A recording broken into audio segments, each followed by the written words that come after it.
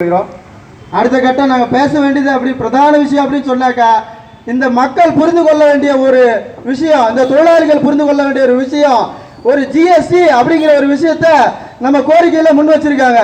அந்த ஜிஎஸ்டி விவகாரம் என்னன்னு பார்த்தீங்கன்னா, ஒரு தனிநபருடைய செலவு 10,000 ரூபாய்னாக்கா 28% 2,800 ரூபாய் அரசாங்கத்துக்கு நேரடி வருவாயாக போய் சேர்க்கிறது. ஆனால் செல்வந்தர்களுக்கு அந்த வரி சலுகை கிடையாது. மிக குறைந்த அளவிலான வரி, அவங்களுக்கும் வந்து ஈக்குவலான தொழிலாளியுடைய வரி தான். அப்ப இந்த 10,000 ரூபாய் வரி, அந்த 10,000 ரூபாய் செலவினம் 2,800 ரூபாய் ஆகும்போது, இந்த நிமிடம் 2,800 ரூபாய் வரி வருமானம் வரும்போது, அடுத்த நிமிடம் அதே 10,000 ரூபாய் செலவாகும் போது அடுத்த 2,800 ரூபாய் அரசாங்கத்துக்கு மிக கொழுத்த வருமானமாக செல்கிறது. இது அத்தனையும் எங்க போகுதுன்னா நேரடியாக மத்திய அரசாங்கத்துக்கு. அங்க போயிட்டு இங்க பாதிக்கு பாதி, அதாவது 28ல் பாதி என்னவோ அது தமிழக அரசாங்கத்துக்கு.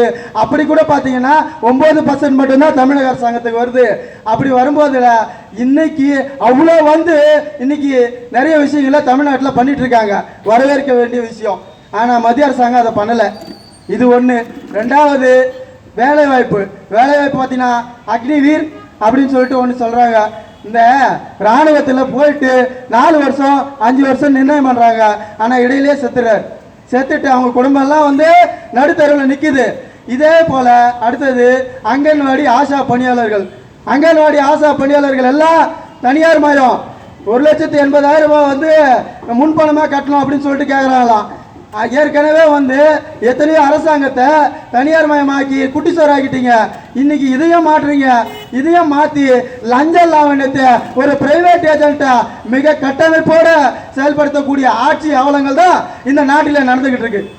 இந்த வகையில் பார்க்க போனீங்கன்னா அனைத்து வகை தொழிலாளிகளும் அமைப்பு சாரா தொழிலாளிகளாக கட்டாயமா மாற்றப்படுவாங்க. கட்டாயமா மாத்தினாக்க என்ன ஆவாங்கன்னா, எல்லா தொழிலாளிகளும் ஒரு அடிமைவாதியாக, அடிமை தொழிலாளியாக, பழைய காலத்தில் இருந்த துணி போடக்கூடிய இல்லாத அளவிற்கு மாற்றக்கூடிய கற்காலத்துக்கு தான் மத்திய அரசாங்கம் கொண்டு போயிட்டு இருக்கு.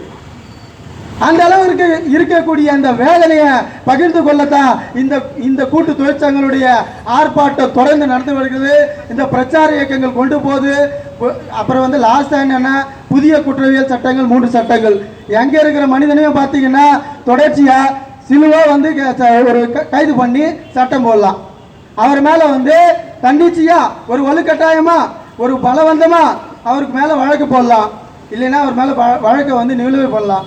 இந்த மாதிரியான விஷயத்தை வந்து இந்த அரசாங்கம் பண்ணிட்டு இருக்கு.